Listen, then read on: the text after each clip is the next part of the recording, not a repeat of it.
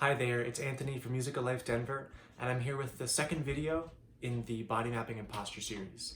Today we're going to be talking about what is good posture, what does it look like, and what does it feel like, and most importantly, I'm going to talk about how you can correct your body map and change your body map so that you can have good posture.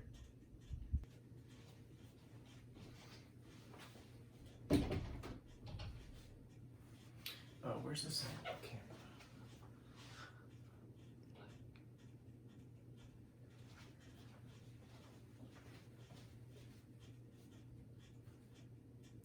So I'm going to start by giving you an overview of standing with good posture. And so to stand with good posture, there's 3 points in your body that you need to know about. The first one, no. Okay.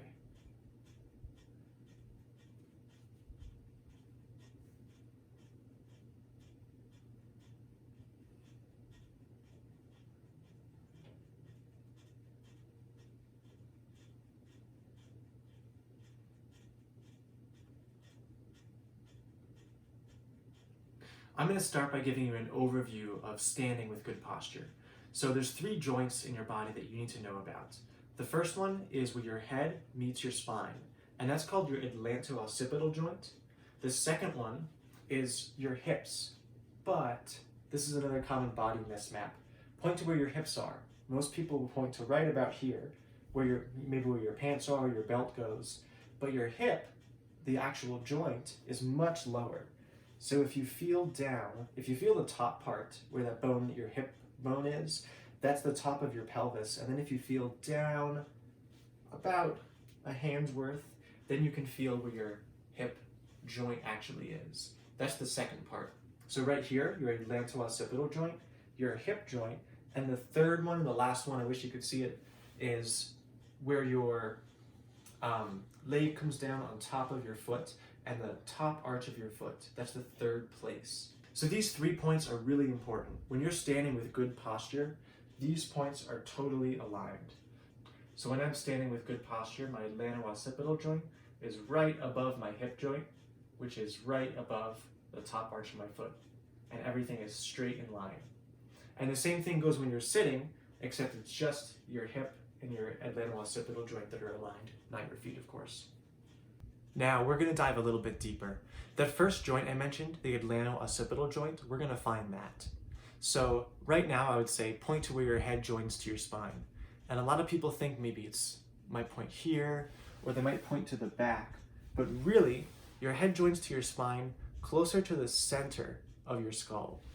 So if you find where your jaw hinges, and you go just really in front of the ear opening here, if you were to go straight to the center of your head from here, that's where your head attaches to your spine. So if you hold your fingers right here, do this with me now, and then you just try and move the very top vertebrae of your spine, just moving your head up and down. So you're not doing this, you're just moving a really tiny amount. And see if you can just feel how far you can move with just that top part. That's moving just at your atlanto-occipital joint. So if you can feel that, then you can align it. Thanks for watching the second video. In the third video, I'm going to bring everything together and talk about how to align those 3 points, the atlanto-occipital joint, your hip joint, and the arch in your foot, and how to find that and how to feel that.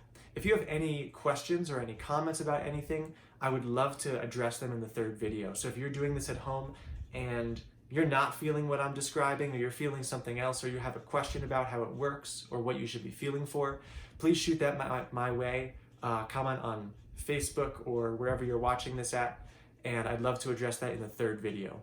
Thanks for watching, and I'll see you very soon for the last video on body mapping and posture.